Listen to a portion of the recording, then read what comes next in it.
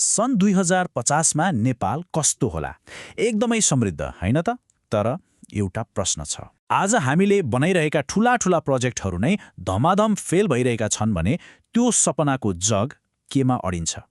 कतै यसको जवाफ हाम्रो भविष्यमा होइन, हाम्रो बिर्सिएको विगतमा पो छ कि? आउनुहोस् आज यही विषयमा गहिरिएर हेरौँ। सुरु गरौँ काठमाडौँका मेयर बालेन्द्र शाहको एउटा एकदमै शक्तिशाली भनाइबाट।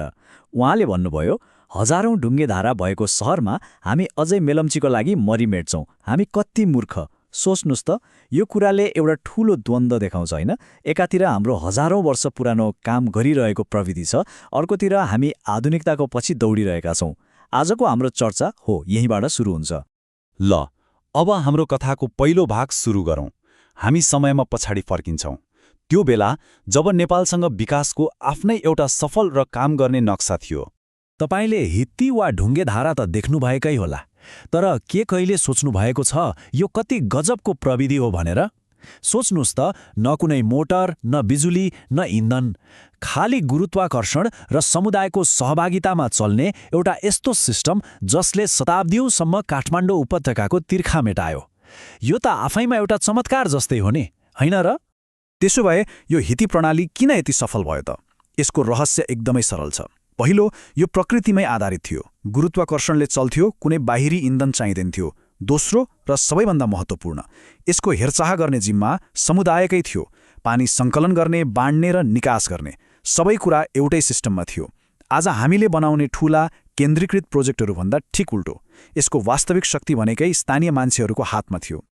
अब हेर्नुहोस्, जसरी पानीको व्यवस्थापनको लागि हिटी थियो नि, हो ठ्याक्कै त्यस्तै शासन चलाउनको लागि पाञ्चाली भन्ने एउटा प्रणाली थियो। यो 4औँदेखि 8औँ शताब्दीतिरको कुरा हो। भन्न सकिन्छ यो हिटी सिस्टमको राजनीतिक भर्जन थियो, जसले शासनलाई स्थानीय स्तरमा एकदमै बलियो बनाएको थियो। अनि यो पाञ्चालीको काम के थियो त? यो कर उठाउने अड्डा मात्रै थिएन है, यो त स्थानीय विकासको एउटा इन्जिन नै थियो। मन्दिर बनाउने, नहर खन्ने, खानेपानी र सिँचाइको लागि खुलो बनाउने सबै काम स्थानीय स्तरमै हुन्थ्यो। एक किसिमले भन्ने हो भने यो जनता र राजा महाराजा बीचको पुल थियो। यसले गर्दा शासकहरू पनि जनताप्रति जवाफदेही हुन्थे। यो कुरा आज हामी कति मिस गर्छौँ, होइन त? ल, अब त्यो गौरवशाली विगतलाई एकछिन थाती राखेर सिधै भविष्यमा छलाङ मारौँ। आउनुहोस् हेरौँ नेपालले सन् 2050का लागि कस्ता कस्ता महत्वाकांक्षी सपनाहरू बुनेको छ। ल हेर्नुहोस् त, यी लक्ष्यहरू 2030 सम्ममा मध्यम आय भएको देश बन्ने, गरिबीलाई लगभग शून्यमा झार्ने, 40,000 मेगावाट बिजुली उत्पादन गर्ने, सबैको घरमा इन्टरनेट, अनि 2045 सम्ममा त नेट जिरो राष्ट्र। सुन्न त कस्तो गजब लाग्छ, होइन? कागजमा त यो भविष्य एकदमै सुनौलो देखिन्छ। तर असली प्रश्न त के हो भने, के हामी साँच्चै यो सपना पूरा गर्ने बाटोमा हिँडिरहेका छौँ त? अब त्यो सुनौलो सपनाबाट बिउझेर आजको तीतो यथार्थतर्फ लागौँ। त्यो भविष्यको कल्पना र आजको वास्तविकता बीचको खाडल हेरौँ, जहाँ हाम्रा ठूला पूर्वाधारका सपनाहरू एकपछि अर्को गर्दै भत्किरहेका छन्। एउटा प्रश्न, नेपालका सबैभन्दा ठूला, सबैभन्दा महत्वाकांक्षी पूर्वाधार परियोजनाहरूमा एउटा साझा कुरा के होला? एकछिन सोच्नुहोस् त, किनभने जब हामी यी प्रोजेक्टहरूलाई निहालेर हेर्छौँ नि, एउटा एकदमै डरलाग्दो र उस्तै ढाँचा देखिन्छ। ल हेर्नुहोस्, चाहे त्यो मेलम्ची होस् वा पोखरा र भैरवाका नयाँ अन्तर्राष्ट्रिय विमानस्थल, चाहे त्यो माथिल्लो तामाकोशी होस् वा काठमाडौँ तराई द्रुतमार्ग, सबैको कथा लगभग उस्तै छ। समयमा कहिल्यै नसकिने, बजेट सधैँ बढ्ने र योजना यति कमजोर कि त चल्दैन, कि त जलवायु परिवर्तनले उडाइदिन्छ। यो कुनै संयोग मात्रै होइन, यो त एउटा सिस्टम नै फेल भएको सङ्केत हो। $800 मिलियन नेपाली रुपैयाँमा खर्बौँ हुन्छ। यो हो मेलम्ची खानेपानी आयोजनाको लागत। सोच्नुस् त, नेपालको इतिहासकै सबैभन्दा महँगो प्रोजेक्ट। यति पैसाले त देशको मुहारै फेरिन सक्थ्यो, तर काठमाडौँका जनताले पानीभन्दा धेरै त सायद निराशा नै पाए। 30 वर्ष कति लामो समय हो यो। एउटा मान्छे जन्मिएर हुर्केर काम गर्न थाल्ने बेला भइसक्छ। एउटा पुरै पुस्ताले मेलम्चीको पानी पर्खेरै बितायो, अनि जब बल्ल तल्ल पानी आयो त्यो खुसी पनि धेरै दिन टिकेन। केही महिनामै बाढी आयो, सुरुङ नै पुरियो। यो खाली बाढीको दोष मात्रै थिएन, यो त हाम्रो अदूरदर्शी योजना र प्रकृतिको शक्तिलाई नजरअन्दाज गर्नुको नतिजा थियो। अनि पोखरा र भैरहवाका यी चिल्ला नयाँ अन्तर्राष्ट्रिय विमानस्थलहरू, यिनलाई त सेतो हात्तीभन्दा फरक पर्दैन। बनाउन त बनाइयो, नयाँ अन्तर्राष्ट्रिय गेटवे हुन्छ भनेर। तर बनेको झण्डै 3 वर्ष भइसक्यो, अन्तर्राष्ट्रिय उडान औलामा गन्न सकिनेछन्। अधिकांश समय त घरेलु उडान नै चल्छन्, त्यो पनि मुस्किलले। विकासको प्रतीक हुनुपर्ने ठाउँमा यी विमानस्थलहरू आज कमजोर योजना र स्रोतको बर्बादीको सबैभन्दा ठूलो उदाहरण बनेका छन्। ल, यति धेरै असफलताका कुरा गर्यौं, तर प्रश्न उठ्छ, आखिर यस्तो किन भइरहेको छ त? के हाम्रो इन्जिनियरिङ खराब छ? होइन, समस्या प्रोजेक्टमा भन्दा पनि त्यो सिस्टममा छ जसले यस्ता प्रोजेक्टहरू बनाउँछ। अब हामी के भयो भन्ने प्रश्नबाट किन भयो भन्ने गहिरो प्रश्नमा जाँदैछौँ।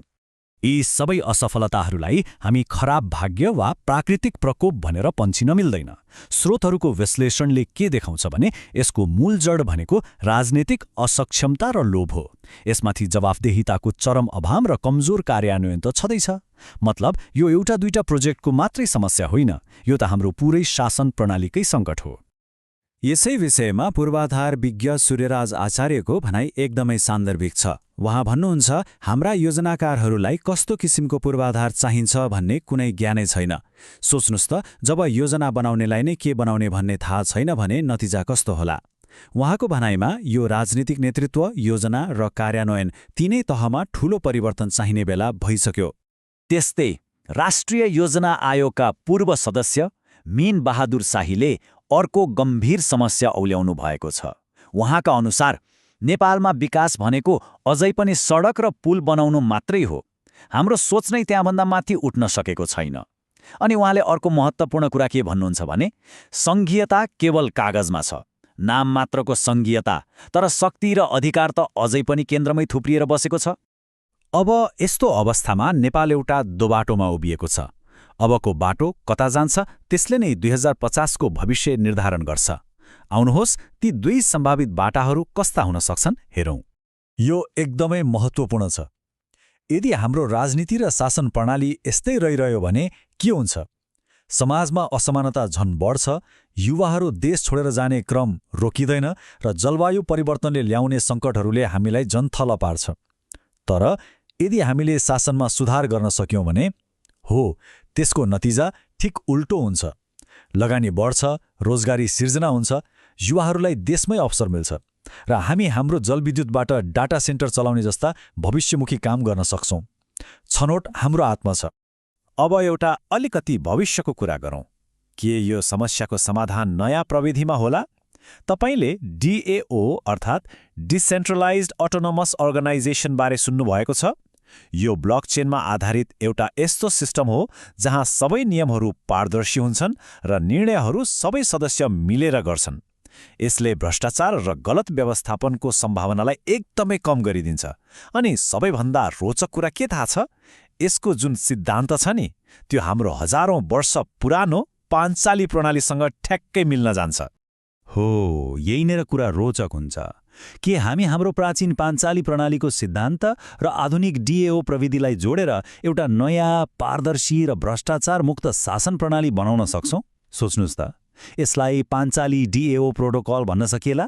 यो विगतको ज्ञान र भविष्यको प्रविधिको एउटा सुन्दर मिश्रण हुन सक्छ। सायद अगाडि बढ्ने बाटो हाम्रै इतिहासमा लुकेको पो छ कि? त्यसो भए अन्तमा हामी फेरि त्यही मूल प्रश्नमा आइपुग्छौं। सन् 2050 को त्यो महत्वाकांक्षी लक्ष्यसम्म पुग्न के नेपालले आजको यो बिग्रेको र असफल बाटोलाई त्याग्नै पर्छ? र के त्यसको लागि उसले आफ्नो भविष्यको नक्सा आफ्नै प्राचीन र सफल खाकाबाट सिक्नुपर्छ? सायद हाम्रो भविष्यको बाटो ठूला ठूला विदेशी मोडलमा होइन, हाम्रै माटोमा रहेको प्राचीन ज्ञानमा लुकेको छ। यसबारेमा सोच्नुहोला।